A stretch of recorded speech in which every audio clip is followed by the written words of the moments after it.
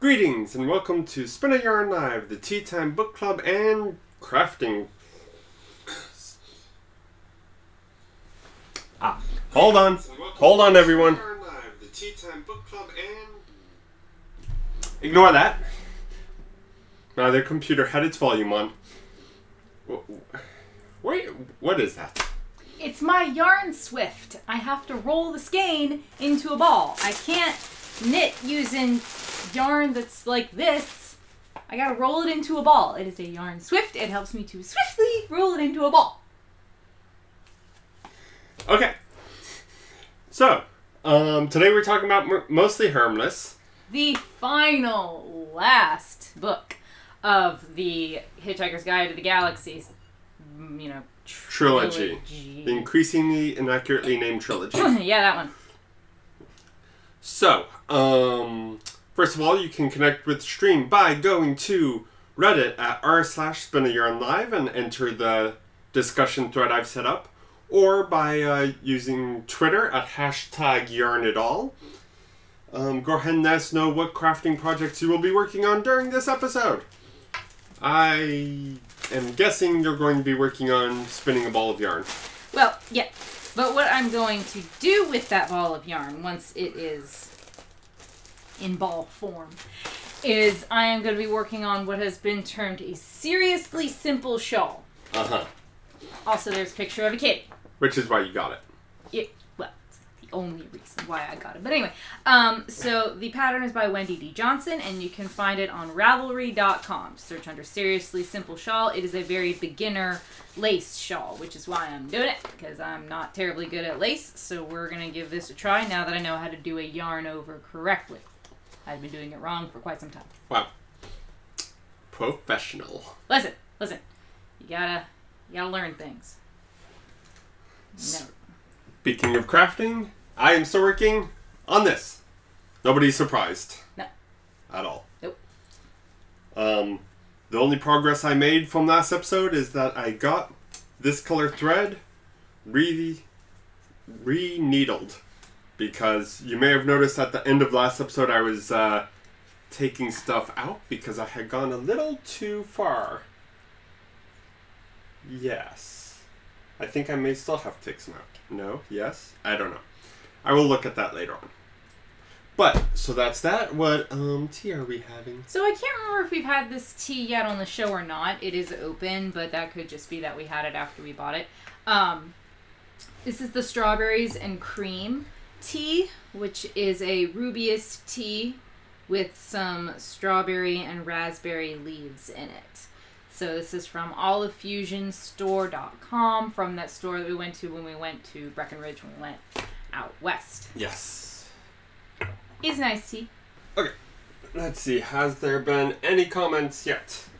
It's weird. It's weird how, it says strawberries and cream. Now, obviously, there's not actually any dairy in this tea, and yet it does have a creamy flavor. I don't know how they do that. Some sort of tea magic, I suspect. I suppose they don't have ingredients. Well, it says natural flavor. Heaven knows what that means. Yeah. Organic rooibos. Rubus. So we have organic roombas, natural flavors, organic strawberries, organic raspberry leaves. So yeah, we have the rooibos and natural flavors. I don't know what the rooibos is, or what it's supposed to taste like. Well, it's a leaf. It's a tea, isn't it? It's a red tea. Well, yeah, I would imagine. Anyways, mostly Harmless. Final book. Finally, where we wrap up all the threads of craziness into a neat little bow, and everything makes sense now. We didn't read the same book, I guess. No, everything. I find it hilarious that, spoilers, that the only way that he could end the series was to kill everyone. Yeah, that was except for Zaphod. Is Zaphod dead? I don't remember. We didn't see him at all in this book. No. Was he in the did he die in the last book? Or there is supposed to be a short story. Well, that was when he was a child. Oh, he and Ford were children. Yeah. Childhood. Okay. Yeah. No, I don't know. I don't know what happened to Zaphod. I did find it weird that we have all of this time where we know Arthur cannot die in theory until he passes through Stravromula Beta. Because that's one of the things in his personal timeline where he was the cause of death of that Agrigox or whatever his name was. Yeah. But there's been so much like dimension hopping and through the past like couple books, they've been talking, or Douglas Adams has been talking about how like historians have just like thrown up their hands because time meddlers mess with time all over the place. So it's like, that's not really a guarantee of not being able to die. Because it could be just like another version of Arthur. Yeah. Or it could be in a future that got erased because, you know, Marvin walked around in circle 3 times instead of, you know, more. But... Right. And of course, you know, he keeps trying to look in the guide and he tells Ford about this place and no one has heard of this quote-unquote planet. Yeah. So it's just like... And it turns out just a bar owned by Stavro Mueller. Yeah. And the bar's name is called Beta. But yeah, no, it was a really weird ending to me because apparently we're talking about the ending first. Because, yeah, we get this moment, which even then, we know he lives long enough to have Agrigox or whatever his name is, die. Yeah. But that's no guarantee that he dies immediately after. Yeah. Like, he could have a nice long life, but no, just everything dies. Everything dies because the Vogons the Earth come dies. And in actually every iteration.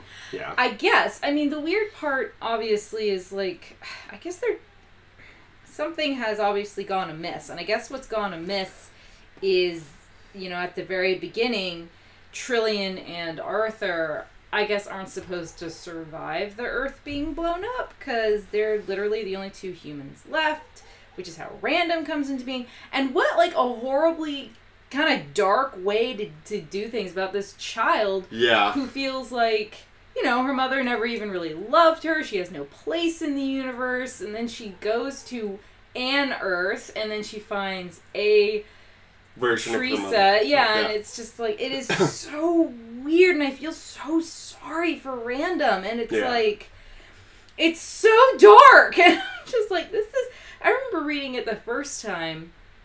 And I guess because Ford was laughing and he thought it was funny, some version of my brain thought, oh yeah, the ending is kind of confusing, but it's funny because Ford was laughing. And I read it this time and I go, well, I see why Ford is laughing. I do get it.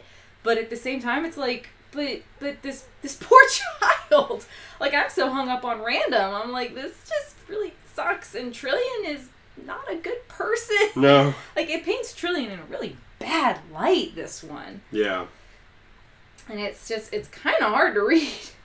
When she just drops Random off with Arthur, and Arthur's like, I what? You know, and, you know, again, Trillian just knows that he is a good man, he's a nice man, and he's going to, you know, do what he can, but it's still extraordinarily unfair to him, unfair to Random. It's just...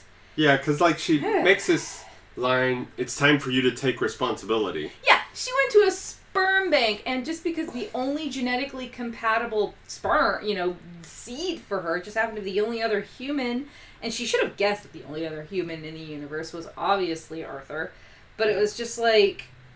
It's like, yeah, I mean, yes, I suppose if you donate to one to get an upgrade on your flight seat... I mean... That is also weird. That's weird. But it's not like... In most legal systems that would have you have any requirement over the child. Now, granted, there are children out there who, you know, don't know one of their parents or whatnot, or discovers that they were adopted and decides to go search for the parents. And, yeah, meeting a parent, that gets iffy, and that's specific to every individual.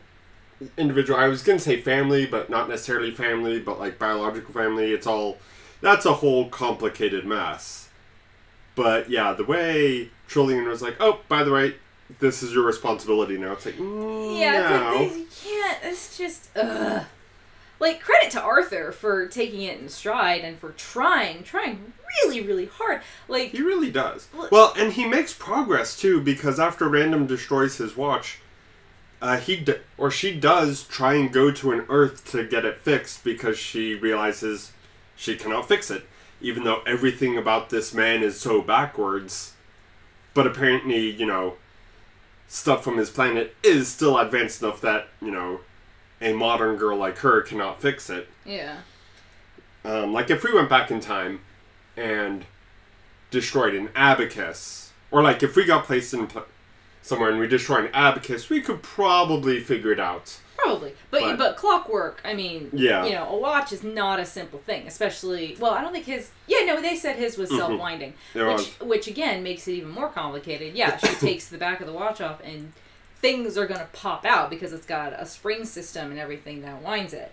So, yeah, and it is a little, you know, as you say, it is kind of like, well, she's trying, she wants to fix the watch, but she's still I mean, you know, she's a rebellious teenager or whatever, but she's also going through these harsh abandonment issues because of her mom, and yet her dad, even though he's angry with her, his leg is injured, he's lost in the dark, he's still looking for his daughter. Yeah. Like, I mean, kudos to Arthur, and it's, in the previous books, he's always just kind of been that kind of, you know, meh character. Just go with the flow and be confused about everything character. And he's still doing that, but he found his place. He found his place. His place is as the sandwich maker. And he was happy, and you know, now he had a daughter, and he's like, all right, fine, well, I'm gonna take this in stride, and I'm going to, like, the first thing he does is he hugs her and he says, I don't love you, but I'm going to try. I'm gonna try to learn, you know, and I'm like, that is, you know, that is a decent, truthful, good thing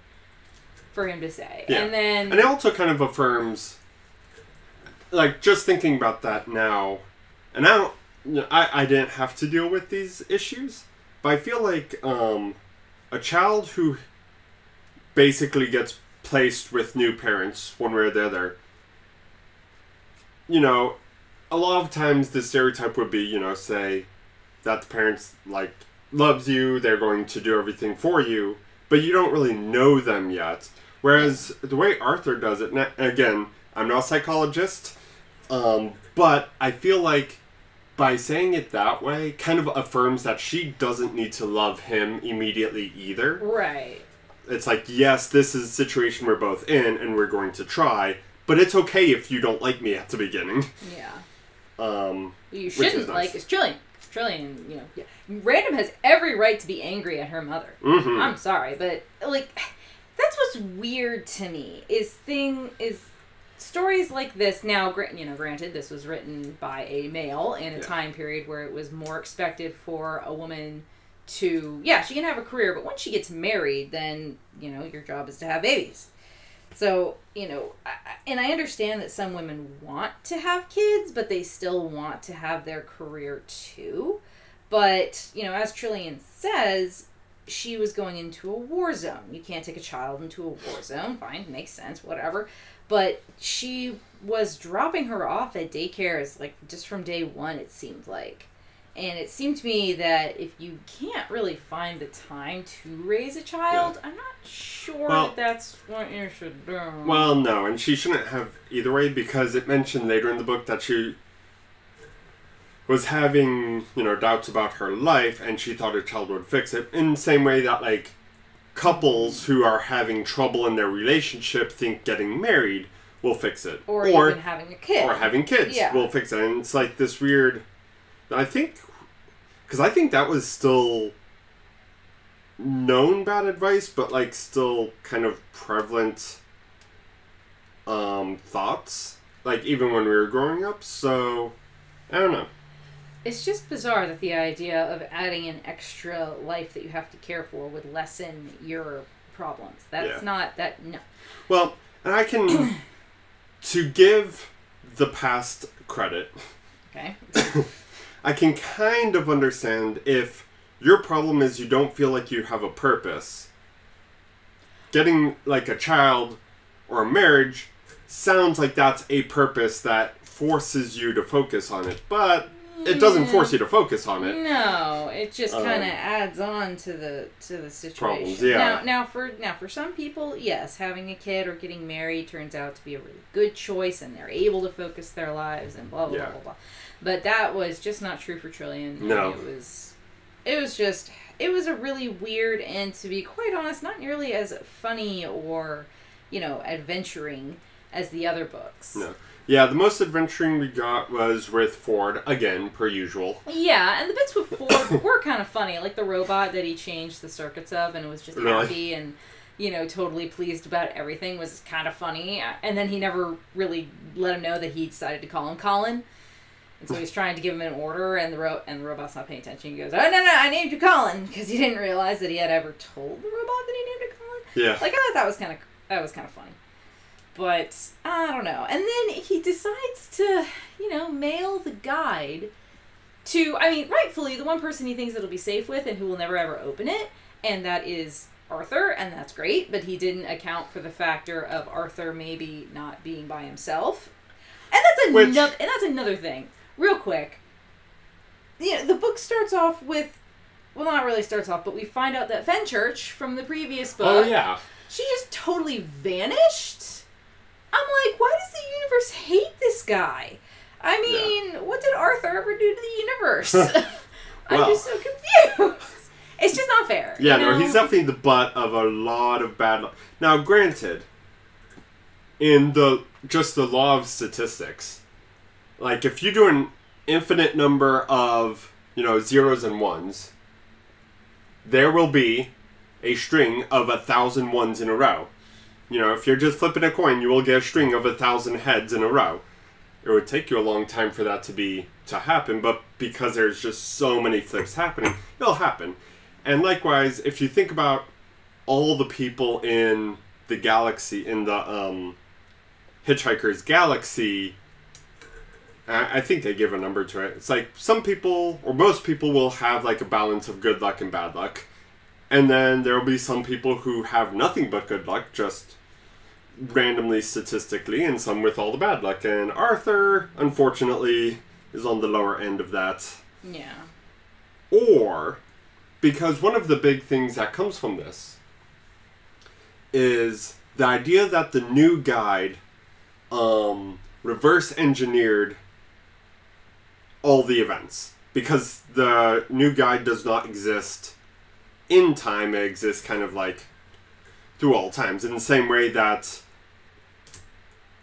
if dominoes are going to fall, you can go and pick up a domino or two, and then the chain of events will stop there. Yeah. You're not constrained like the dominoes are to just stand in that line. That was a weird analogy. I don't know if that entirely worked. But, so the idea is, well, if they're outside of time, then in theory, everything that's happened to Arthur is the guide's fault. Probably. Almost in theory, the entire universe is the guide's fault. Well, and then the guide is no more. Yeah, which is a very weird... At the very end, it disappears after the Vogon, asks this question of, okay, what happens if I guess, go ahead and destroy this Earth? Because when he tried to destroy it the first time, it didn't really work very well. Yeah, and if you recall, at the end of the first book, the very beginning of the second book, in between those two, the Vogon, whose job it was to put little check marks and destroy the Earth, realized that Trillian and Arthur still existed, so swore vengeance. Or swore that he would check off that checkbox, and in the end he did. And he did. And we probably forgot about it in the 4 intervening books, but yeah. But it was, I'm not going to say it was the strangest of the books, because I think when Arthur actually meets the creature that he, unluckily keeps on being the reason for that person's death. That, to me, was kind of the ultimate trip. I was like, this is really weird. Like, down to the creature's description of what it was like at that point in time. And and just the whole scene in general was really trippy. And yeah, because that book was the one where we got the Cricket Wars, I'm pretty sure. I think so. Because they were traveling with Slarty Bartfast, which, why is Slarty Bartfast their guy? But that was for a different book. Well, I mean, we're wrapping up the series as a whole. We can probably talk about the other books. True. But yeah, a Fjord artist being the one sent out on a mission to kind of stop the end of the, this huge problem with the universe. But anyways, that's that book. One of the things that kind of struck me is this is very much where the internal logic of a world overruns the world. And because the very first book in this series, which I think is just called The Hitchhiker's Guide to the Galaxy. It is. We introduced the improbability drive. Yes. And that starts adding all sorts of things to the universe. And we kind of forget about the drive by the end of the second book.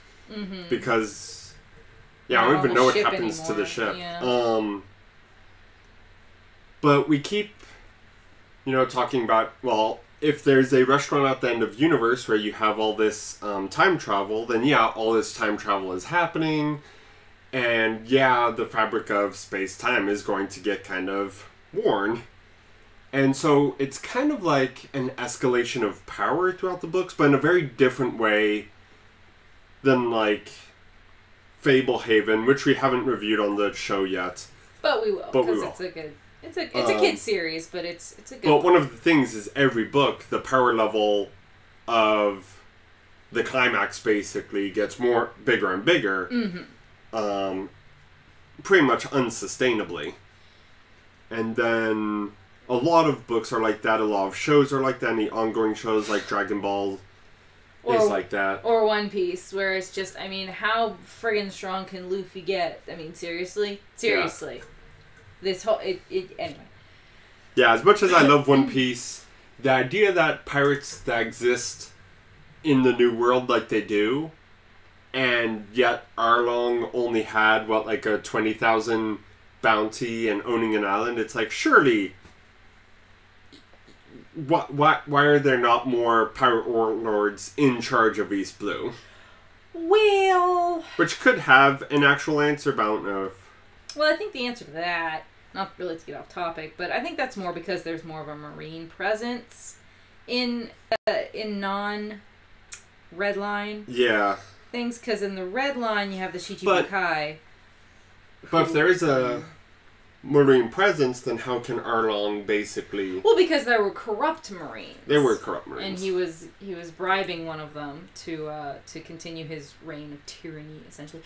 Plus, he did have a pretty good... set up because the island was actually quite small. That's true.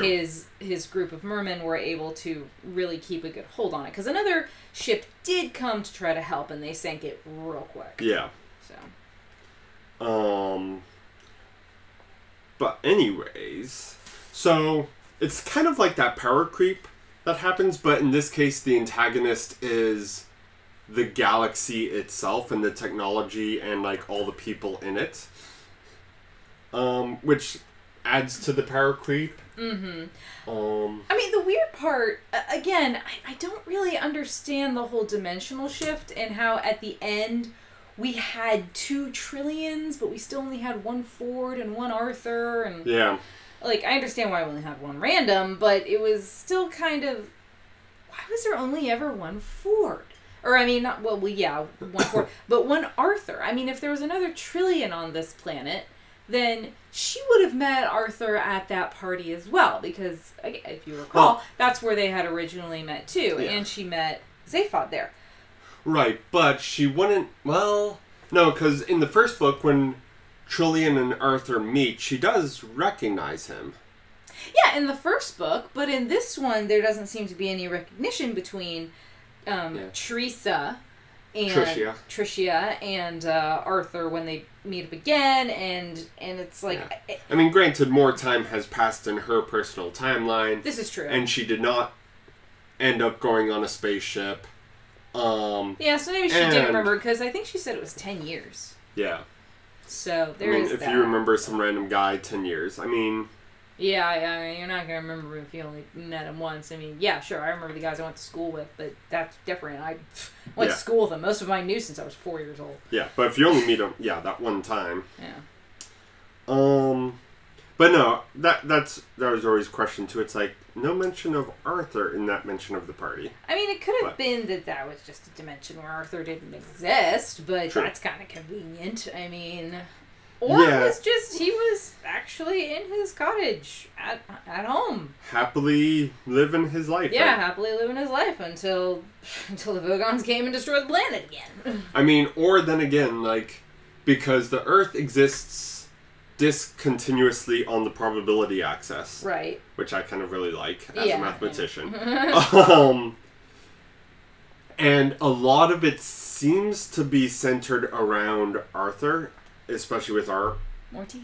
Yes, please. With the story that we read, which is from his perspective, so yes, it centers around him. More or less, yeah. But a lot of things happen because of him existing.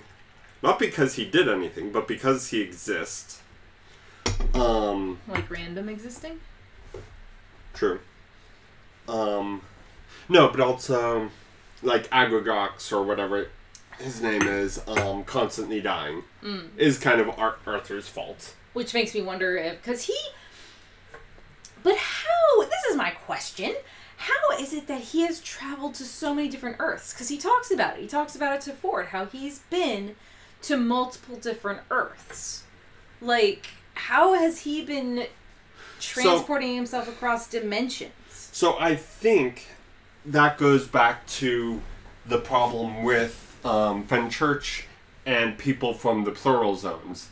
Right. So I think the idea is if you're continuous on the probability plane or probability axis, when you're on that planet or if you exist, that's kind of you, and all of the different probabilities are kind of wrapped up into you or that one planet.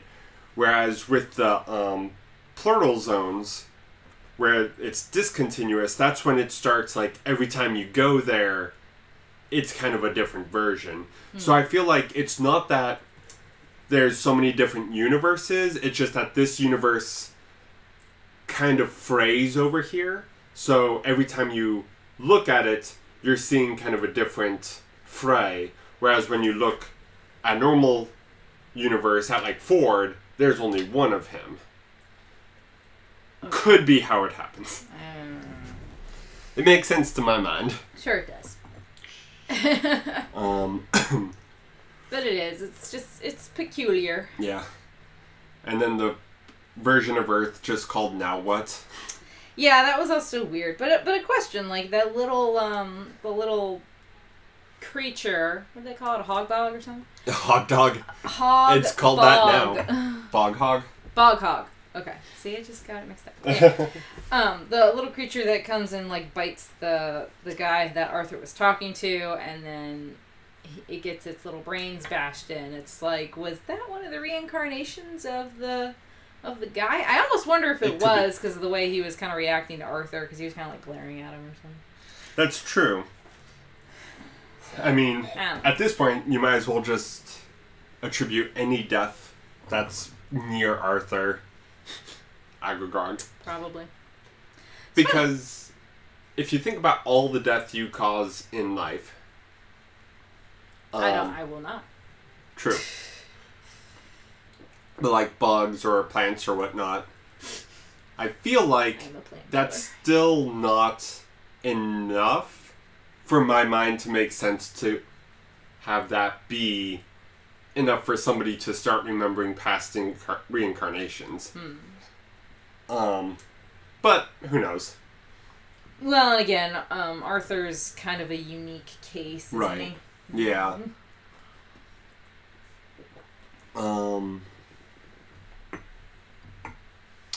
So, yeah, we had that. It's a lot of strange stuff, but then we got like a lot of kind of normality with the sandwich maker, which the townsfolk and whatnot were a little weird, but I like that. That was my favorite section of reading basically just how happy Arthur was as like, it was nice. Great sandwich maker sent down from the Almighty Bob. The Almighty Bob, yes.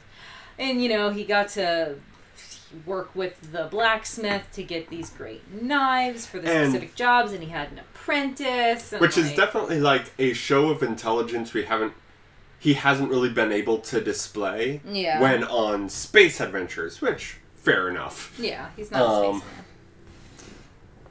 So that was nice. I did kind of like the Planet of Mystics.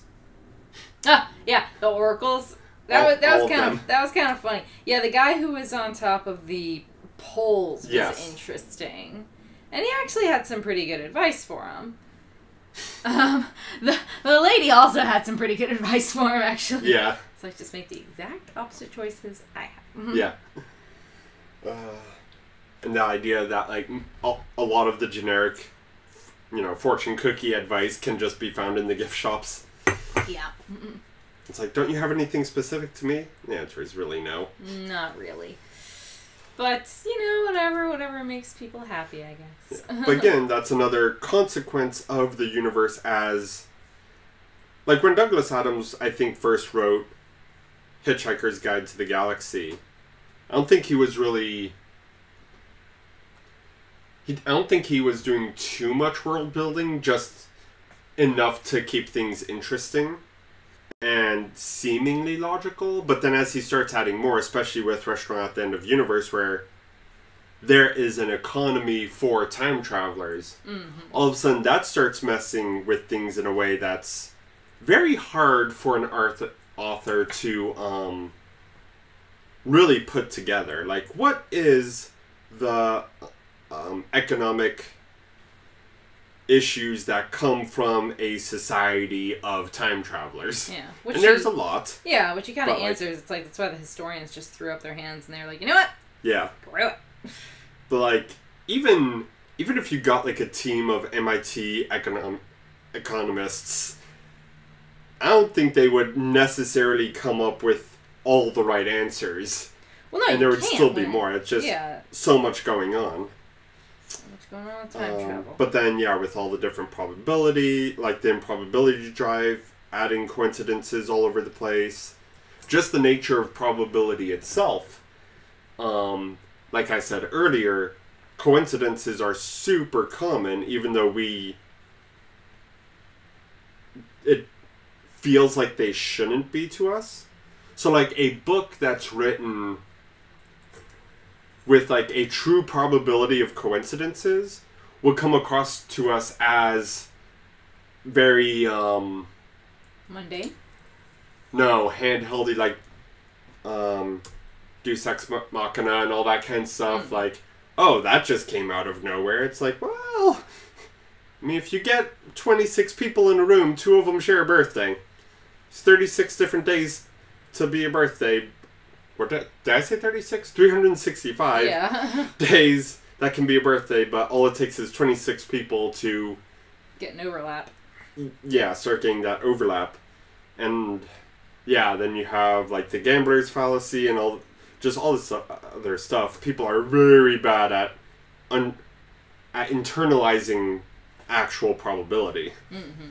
But as we mentioned in the first book review, Douglas Adams gets away with it by having that improbability drive, which forces coincidences. Which is, again, a very cheeky way of basically writing a book that, you can't follow consequences, but you get away with it because the improbability drive. You do. But again, I think that's why he had to end it the way he did. Because, like, that's kind of one of the main rules of writing is don't kill off your cast. Yeah. But, of course, I mean, because even in, William Shakespeare's, his tragedies, obviously they're tragedies, people die, but not everybody dies. Yeah. Usually it's, the main character or the 2 main characters. Romeo and Juliet's not a comedy, you guys. So...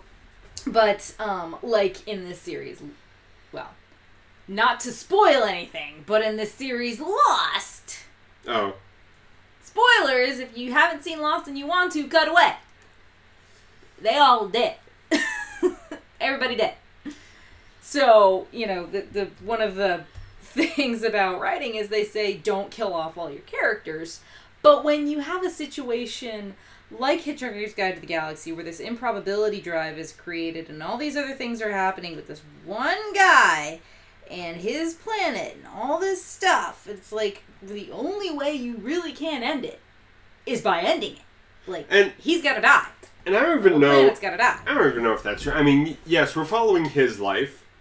So, I mean, if we found out that he basically lived as the Great Sandwich Maker with Fenchurch, that would be a happy ending. It would be a happy ending. And letting it be like that, or like giving an explanation of like moving Earth or whatever planet he's on, or just him, into a continuous probability axis instead of a discontinuous one, you can throw together a technobabble thing, say, oh, okay, the universe doesn't care about Arthur anymore, so he lives happily ever after, with different words. That could be done.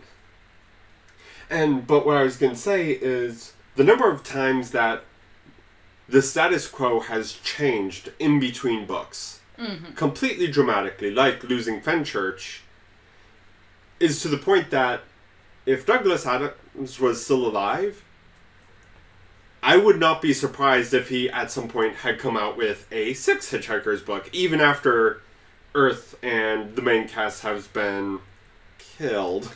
Yeah, like theory. Where did Fenchurch go? Maybe it will follow her again, like it did. Or even, it follows her, she runs across the improbability drive, and as the Earth is finally being destroyed, she picked them all up. Yeah. With random. Yeah. And then they can continue the adventures. And so even destroying all the main cast doesn't really have a settled end, because we don't see the body stuff. Well, I mean, but the vote, you know... Right. I mean, it seems really settled, but as I was saying, if Douglas Adams was still alive, it would not surprise me if he unsettled it. Yeah. I can't remember, did he, because I don't remember when he died, but did he have a hand in the movie, in the more recent movie with Alan Rickman? Okay. I think there's only one movie. There's that's right. There's a mini-series and an audio series. So, funny thing, Catherine and I went to watch that movie when it was in theaters, and I was highly skeptical. Because it ends. Well, because movies based off books are always not very good. There's been a lot of media with that, and I was like, I don't want it to just be a retelling exactly of the first book, which I would want with a lot of movies. But in this one, it's like every version that Douglas Adams made is different. It's slightly different. Mm-hmm. The series is different from the audio series, is different from the books. Yeah. You know. Like, closely related, but different. So I wasn't sure what was going on. I watched it, and I was like, okay. You know, there's some parts that I didn't really enjoy. As much as you liked it, and you thought it was creative, I didn't like... Oh, no, I didn't say I liked it. I just liked that it had Alan Rickman as Marvin. No, I'm saying Zaphod having the head under the head, as opposed to two heads side by side. Yeah, that was weird. Oh, was it not you who were saying that was a... I didn't like it. My sister liked it. She thought it was kind of an interesting innovation, but I didn't really care for it. I found it, an interesting take on it. It's jarring. But I didn't like it. And there was other options. I did like Ford. What's his face who played Ford? Oh, yeah. Perfect actor. Perfect. That was great. I can't remember his name. He was in the remake of the Ocean's 11 movie. So funny. So funny. But it had the feel of Douglas Adams. I was like, okay. And I left the theater and I turned to Catherine. I was like, okay. This team, if they want to continue making the rest of these books, I'm okay with that. They were able to capture the feel of the books. Yeah, but the end of the movie didn't really open itself or lend itself to continuing the story. Yeah. But I was okay with the team. Then I found out later that Douglas Adams wrote pretty much the entire script. Right. And I was like, oh, well... There you are. There you are then. You can't, go on from there. Which is a shame, because I was kind of hoping for a 5 or 9 movie but they didn't even have, like, I don't remember if they had the mice in it or not, because they recreated the Earth, and Slarty Bartfast was, in charge of remaking it, and he was saying, he was asking Arthur, should we make anything different? And Arthur goes, yeah, me, just don't include me. And, they're like, oh, okay, we're just don't change anything. Just go ahead. And then he leaves, and he's with Trillian. And that was also something that I thought was strange, because I was like, but she was with Zaphod in the books. And, and it's always weird. But yeah, I was excited about Alan Rickman playing Marvin, which in the movie they called him the manically depressed robot, and his voice is just so perfect. So perfect for it. I was like, that is hilarious. That was comic gold, Robar. Yeah, no, it's like, I have a different image of Marvin in my mind. Again, it's like, it's jarring when you see it on big screen and see what choices other people made. He was all kind of big and dumb. And I was okay with the movie Marvin. It was like even though whenever I read the books, I'll keep my own image. Thank you very much. No, but the voice will always be Alan Rickman. Come on. The voice will always, when I was reading the books, it was always Alan Rickman's voice when Marvin started speaking. Yeah. I was like, oh, it's Alan Rickman. So, the series as a whole, we have been talking about the series as a whole. Oh boy. I mean, it's interesting, and I can understand the fandom. I was part of the fandom. I will always love the number 42. Yes. Did you notice that the restaurant that they went to was number 42 on the street? Yeah. I thought that was a nice little nod. It was. Because Douglas Adams doesn't really add Easter eggs to previous books, which is strange. Like small things that get a lot of attention or get, mentioned in previous books, they have the option of coming back, but they never do, and it's like, oh. But this time it did. The Rush beta was number 42, which is nice. But, oh, geez. I cast on 3 stitches. Because the purpose of the Earth being built 8 is a computer to find the question to the answer. Where the answer is 42. No, it's a good But is the question related to Arthur? Because he dies, maybe he dies in the at restaurant number 42. Yeah, he does. Huh, good question. I don't know. I mean, yeah, again, that's... I'm sure there's an online theory about that. Back when online was a brand new thing. But, yeah, so it's full of coincidences. I do still enjoy the series, though. Some of the books in the middle get a little tedious. Like, I like Fenchurch, but that whole book is almost completely pointless. It doesn't really add anything to the full story except, oh, by the way, Arthur almost found happiness and he lost it. It's like, well, that's the same thing that's been happening the whole time. That's not a surprise, or we didn't really need an extra thing for that. And then, of course, Arthur's time in Ancient Earth goes on quite a while. But a lot of the interesting ideas, like the drive that runs on Bad News, is always fun. It's a lot of creativity in there that's fun to read, and especially like the first book or first 2 books where we get the pieces of the Hitchhiker's Guide talking about the universe is fun because it just adds all this other interest stuff. But I can also see why it hasn't turned into, even though it was, had loads of fans, it also doesn't lend itself to being turned into something like Star Wars or Star Trek, where there's like an extended universe and all this other stuff, like even Doctor Who, where there's, a bunch of fan works or the capability of a bunch of fan works, even if they don't allow it. Tolkien is one where there's not a lot of fan works or extended universe. It's really only Tolkien's writing, but the Middle Earth is big enough and has consistent enough rules that there's a lot to think of and want to know more of. Like, maybe we want to know more of the men of the North. Like, what, you know, you could imagine writing a series that takes place completely with the men of the North. Whereas in Hitchhiker's trilogy, there's a lot going on, but the idea of writing a series that takes place, you know, on one of the Betelgeuse planets, it's like, No. there's just not enough, there's a lot of world building, but not a lot of cohesive world building, so there's not really enough to build upon in a weird sort of way. Well, it's all just so random. Yeah. What was her full name? Random. Oh gosh. Random something fly Dent.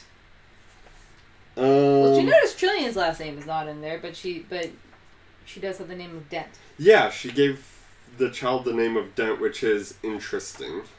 It is. Random frequent flyer Dent. Frequent flyer, that's good. Which I feel like was Trillian trying to... It's poking fun at Arthur for traveling so for much being and using yeah. that to get through. But this is a guy looking for a home. Maybe not the exact Earth that had been blown up, but a home. Mm-hmm. And so picking on someone just for trying to find a home seems a bit rude.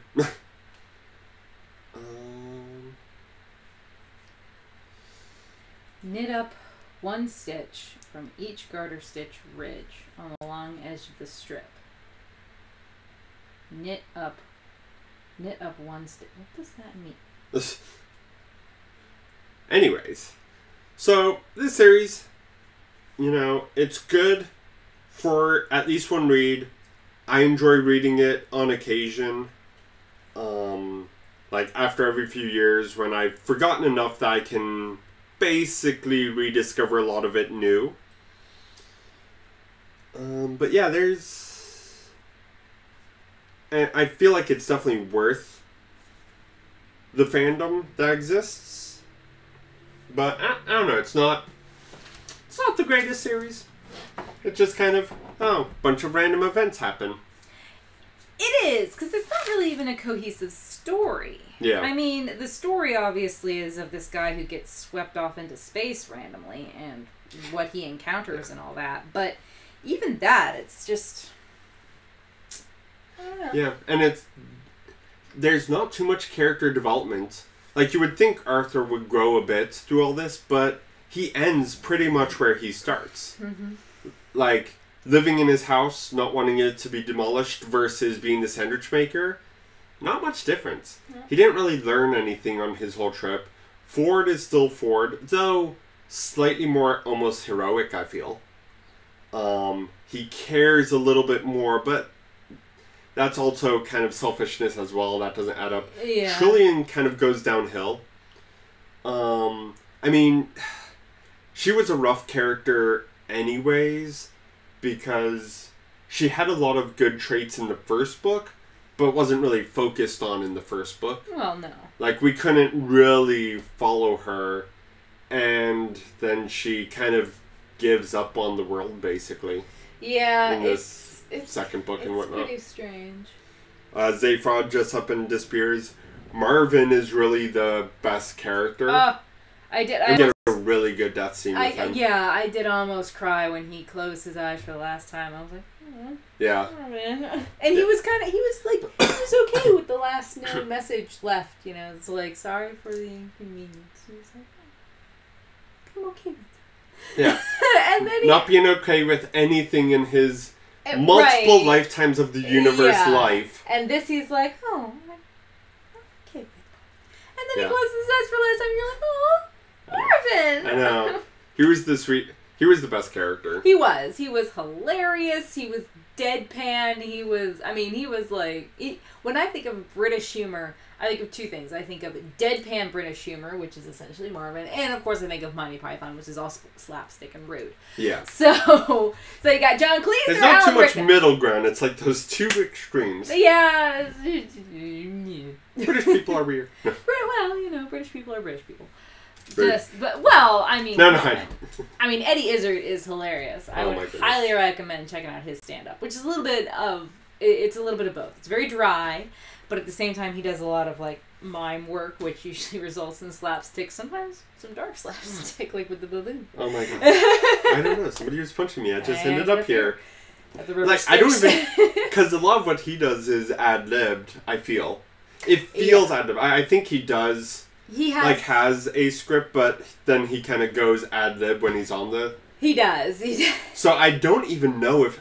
I feel like the baboon was more of an ad-lib, and especially at the end there, because he was doing a mime, and I think he accidentally made a baboon noise. And it's like, there's a baboon here. And I think that was completely ad-lib. I don't think he planned that humor being so dark. Maybe. And it's like... He's a very funny guy. Highly recommend. I'm sure he's on YouTube somewhere. Yeah. But anyway, yeah, the Hitchhikers. I'm glad I read it again. Like I said, it's been since high school since I read it, so it had been a while. But yeah, it wasn't as funny as I remember it. I got a couple of chuckles in here and there, but it wasn't as. I mean, the cover is almost a little false advertising, you know. It looks wacky and silly and crazy. I mean, Zaphod and Ford are kind of wacky and silly and crazy, and when they're around, weird things happen. But mostly they're just kind of, especially Zaphod, they're just kind of rude to Arthur. Yeah. And it's kind of like... And I can appreciate Arthur being like Ford's straight man. And that sometimes works when they're together. I keep wanting to go to YouTube to see what Knit Up One Stitch is, but I won't do that while we're on the thing. But yeah, so fun series, you know, good for, I don't know, good for, I guess, an Alice in Wonderland type sci-fi adventure, because it certainly is very, very random. If you've ever actually read Lewis Carroll's Alice's Adventures in Wonderland and then Through the Looking Glass, because there are 2 books. There's 2 books. There's always one movie, but the one movie incorporates both aspects of the books. Yeah. Because she's just dreaming. And it is a very dream-like atmosphere, and weird things happen, but there tends to be a kind of there's a flow to it. And there's also kind of a logic to the things that they go to. Yeah. Because it's based on kind of what she's seen Yeah. recently in the real world. Right, and what she's been learning. Because, like, the first time she falls asleep while her sister is, like, reading a history book to her or whatever. So, of course, she dreams about stuff like the Queen of Hearts, which is in reference to Queen... I don't know which queen. I should know which queen, but I don't remember. I feel like it was a Victoria, but maybe it wasn't Elizabeth. I don't know, one of the queens. One of the queens of England. But then you get stuff like Tweedledee and Tweedledum, and you know, and they only appear in the second book. They almost always are like the first characters you encounter in any of the movies, and they're not even in the first book. They're in the second book. They are in Through the Looking Glass. As is the White Queen. She's not in the first book, she's in the second book. But we're not talking about Lewis Carroll. We're talking about Douglas Adams. And so yeah, there's a bunch of random, a lot of creativity. It feels more like the story and everything feels like a background where Douglas Adams can, you know, just think of random things. Yeah, it's like the bistro mathematics. Yeah, it's like a sketchbook. If you ever look at an artist's sketchbook, it's very random. It seems very random. You know, everything changes from page to page, and sometimes there's a callback to something that they did before. This feels almost like a literary sketchbook. A literary sketchbook where one of the, you know, the characters have to live through it. Yeah. Which is poor Arthur. But yeah. I enjoyed reading it again. It was a little blast from the past. Yeah. Since I read it. It's definitely one of the books that I always have claimed as one of my favorite books. And it will always remain that, mainly because of nostalgia and, you know, read it during formative years, so. Yeah. It's kind of like me with Harry Potter, which we should do Harry Potter. Not to praise it, because look, I am a large Harry Potter fan. Okay, this is it. When my sister was studying for her AP biology exam, what she did is that I would read the questions from the AP text to her, and in order to get me involved, she would read me questions from the Harry Potter trivia game. Okay, so that's how we kind of went back and forth on that. But I'm gonna put up my hands and I'm gonna say Harry Potter is definitely not one of the best well-written or even logical books, book series out there. It's just, I happen to be one of those kids that really didn't read at all as a kid. And then when I think it was 13 or 14 years old, my dad bought me the first 2 books because he was like, you need to read. And I really didn't read at all. And then I got sucked into it and I realized that fantasy and sci-fi is what really interests me. Yeah. There was no real fantasy or sci-fi stuff in my parents' house because that's just not what my parents are interested in. I mean, my mom has not the entire Dune series, but a lot of it. But Dune is very much science fantasy, which I've seen the movies and I saw the miniseries and it was interesting, but it was always kind of weird. I'm trying to read the first book. And again, like that and a lot of the other ones are also kind of on the... I talk about Game of Thrones being a historical fiction written in a barely fantasy world. Yeah. And a lot of the older fantasy books, like especially the thick ones, like that, always come across to me as if they're written like that as well. More of a almost a historical fiction. You're dealing with these, you're dealing with these like kingdoms and politics. The politics of it, which is fine if you like that, but in a lot of cases I find those almost a little too boring.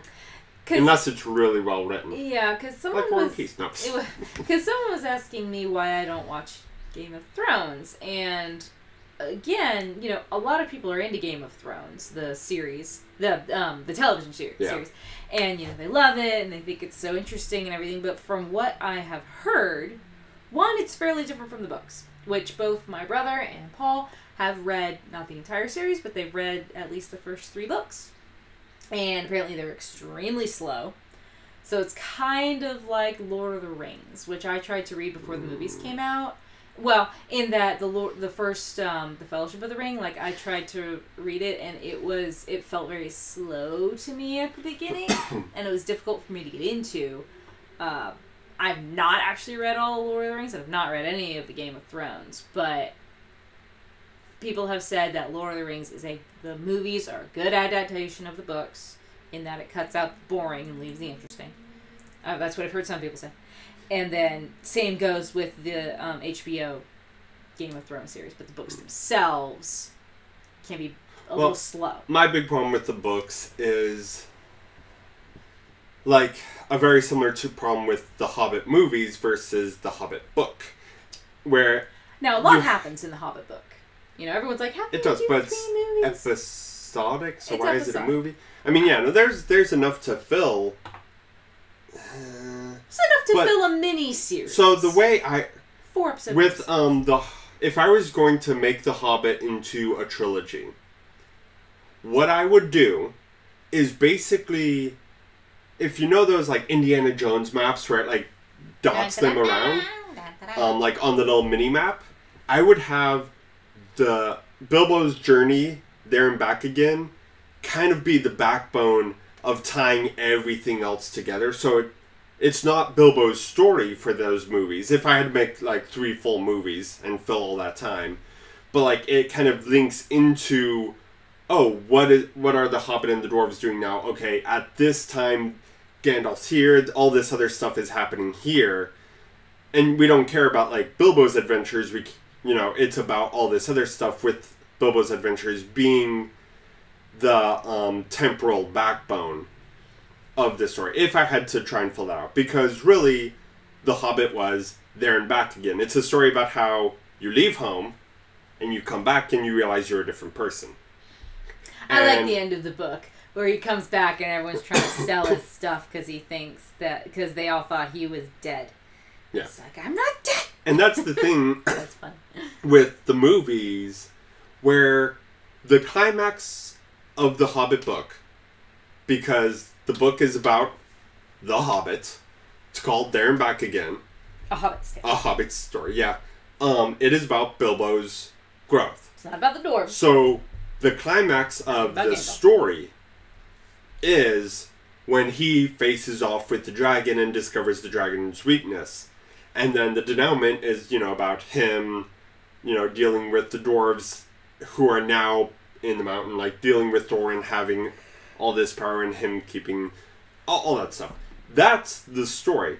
So, dragon itself does not matter and needs to just be getting rid of as quickly as possible, which is why we had that birdie scene and some random person in the town.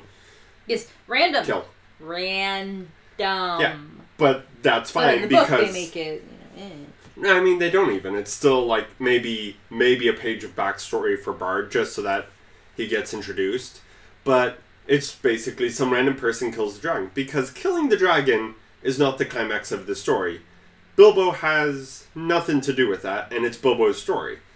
The climax of the story was Bilbo having the courage to be the thief. And, taking on this role. And fake it till you make it. Yeah. It's the ultimate story. Fake it till you make it. Yeah. But Douglas Adams is not about faking it till you make it. In fact, Arthur Dent is more about being yourself regardless. Yeah, all of this stuff can happen, but when you know who you are, you just take it all in stride as best you can. Or you just go totally mad, which he attempted to do like 3 times in the book. In the series as a whole, I think he's declared, I'm just going to go mad like 3 times. Yeah. I mean, Ford had success with that, but every time Arthur tried, he got interrupted. He did. He would always get interrupted. Ford would interrupt him or something like that. Yeah, Ford. Good lord, stupid Ford.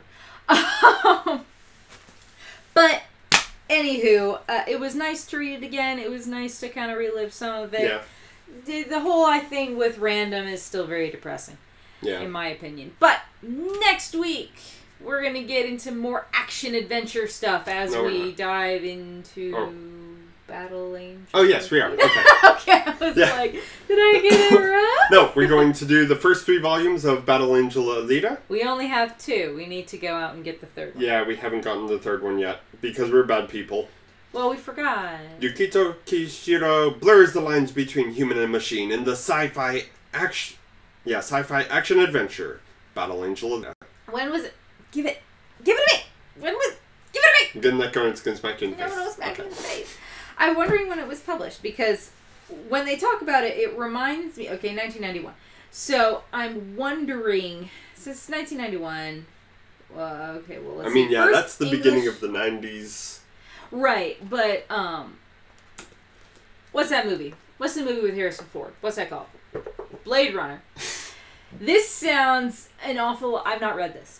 But from the description and from, the previews that we've seen of the movie that's coming out this summer, it seems very Blade Runner to me. About the whole idea of androids blurring the line between humanity and being just machines. Which, if you've ever watched Blade Runner, that's basically the whole point of the movie. And if you haven't watched Blade Runner, you're a strange person. I don't really know what to say. Have I seen Blade Runner? Surely I made you watch it. I'm pretty sure we watched it in college together. I don't think so. I think we did. I'm sure I made him watch it. I'm sure I did. It's a very interesting movie, which has led to a whole lot of lore and guesswork and mythos surrounding it. But this seems fairly similar. I don't know if maybe they drew inspiration from the movie. Mind you, the movie has drawn inspiration from various other sci-fi things. It's a fairly common...